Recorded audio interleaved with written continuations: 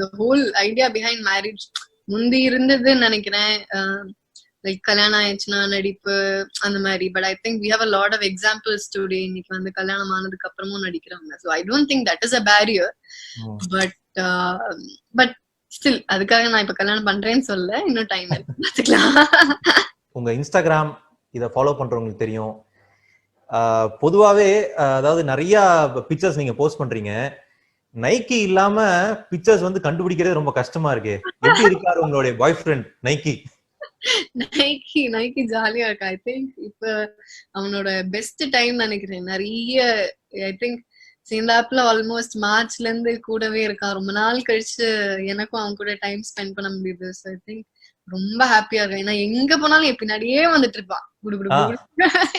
நான் எங்க போனாலும் என் பின்னாடியே வந்துட்டு இருப்பான். என் கூடயே வெளியில வருவான். நான் எங்க போனாலும் என் கூடயே தான் இருப்பான். So he's having a ball of a time. So miss ஒரே நிமிஷம்ங்க. S yes please. உங்களுக்காக நைக்கிய கூட்டு வர சொல்லிருக்கேங்க. காட்டு. ஓ சூப்பர். வரட்டும் அவரு.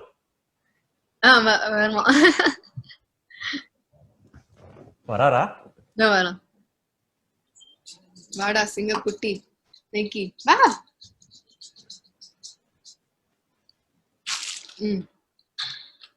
ஹாய் சொல்லு.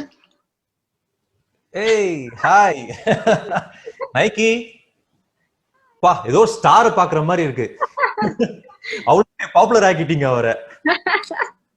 இதுதாங்க நம்மளுக்கு பொழுதுபோக்கே.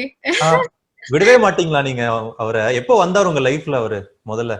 ஐ திங்க் 2 வருஷம் என் பர்த்டேக்கு 2 வருஷம் முன்னாடி இருந்த என்னோட பர்த்டே 2018 பர்த்டேல.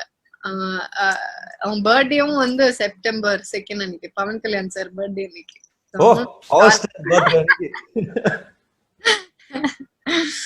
எப்படி வச்சீங்க அந்த நைக்கிங்கிற பேர்? எப்படி வச்சீங்க? நைக்கி எனக்கு வந்து ஜென்ரலா இப்போ டாக்ஸுக்கு வந்து இப்ப வைப்பாங்களே ஜிம்மி பிரவுனி அந்த மாதிரி எதுவுமே இல்லாம ஏதோ ஒண்ணு வித்தியாசமா ஒரு பிராண்ட் ஏதோ ஒண்ணு இருக்கணுமே அப்படின்னு நினைச்சேன். சோ ஐ தாட் நைக்கி அப்படின்னு கூப்பிட்டேன். திரும்பினா அப்படியே வச்சுட்டேன். நான் வந்து சைல்டு ஆக்டராவே நடிச்சிருக்கேன். லைக் அப்பாவோட படங்கள் எல்லாம். ஸோ வெக்கேஷன் எல்லாம் வரும்போது அவருடைய ஏதாவது ஷூட்டிங் இருந்துச்சுன்னா போய் கேமரா முன்னாடி போய் நின்றுடுவேன். ஏதாவது ஒண்ணு இல்லை, சும்மா ஒரு 2-3 நாள் நடிச்சனாலாவது இல்ல ஒரு சீன் நடிச்சாலாவது பெரிய விஷயம் எனக்கு.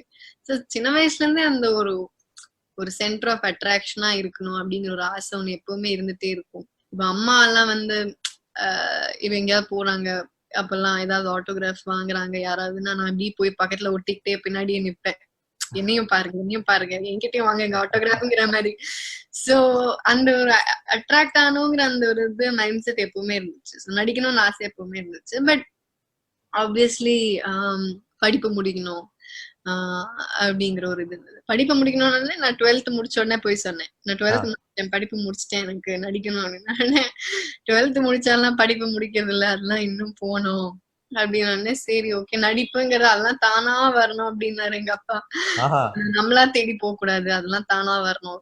சரி தானா வரும். அப்புறம் ஒரு நாள் நிஜமாவே தானா வந்துச்சு. பிரியன் சார் கேட்ட போது